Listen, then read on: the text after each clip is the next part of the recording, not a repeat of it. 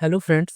आज मैं आपको एक्सेल में क्यूमुलेटिव बैलेंस कैसे बनाते हैं उसका स्टेप बाय स्टेप प्रोसेस बताऊंगा। क्यूमुलेटिव बैलेंस का मतलब यह होता है कि जब भी हम कोई ट्रांजैक्शन करते हैं, जैसे कि सेल हो गया, परचेज हो गया, पेमेंट हो गया, रिसिप्ट हो गया, कोई भी ट्रांजैक्शन करने के बाद उसका क्या बैलेंस बचा उसको ही क्यूमुलेटिव बैलेंस बोलते हैं।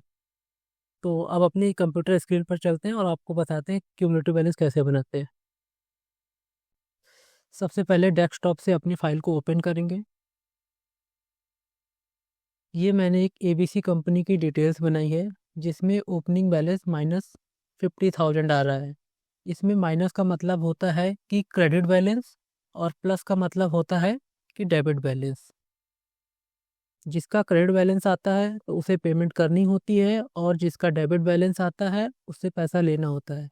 इसमें सबसे पहले मैंने 2 परचेस नोट करी है, उसके बाद एक पेमेंट किया है। पेमेंट इसमें क्यूमुलेटिव बैलेंस लगाने के लिए सबसे पहले हम एक फार्मूला लगाएंगे, is equal to opening balance plus debit minus credit और एंटर करेंगे। इसका मतलब ये है कि पहले हमारा माइनस का 50,000 रुपये बैलेंस आ रहा था, यानी कि 50,000 रुपये देना निकल रहा था। उसके बाद जैसे ही मैंने एक परचेस नोट करी 38,406 की, अब हमें एबीसी कंपनी को 88,406 रुपये देने निकल रहे हैं। इसमें हमने डेबिट को इसलिए जोड़ा है क्योंकि डेबिट की वैल्यूज़ प्लस होती है और क्रेडिट की वैल्यूज़ माइनस होती है।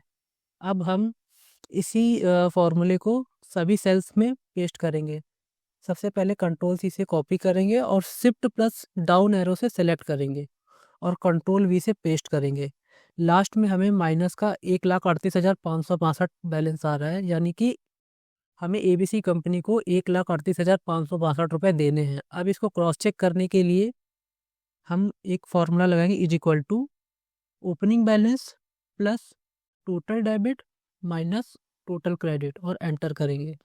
अब एक और क्रॉस चेक करने के लिए दोनों वैल्यूज़ को is equal to this value is equal to this value और एंटर करेंगे। अगर ट्रू आ गया दैट मीन्स कि हमारा डेटा सही है, जो भी डिटेल्स हमने बनाई है वो सही बनी है। Thank you.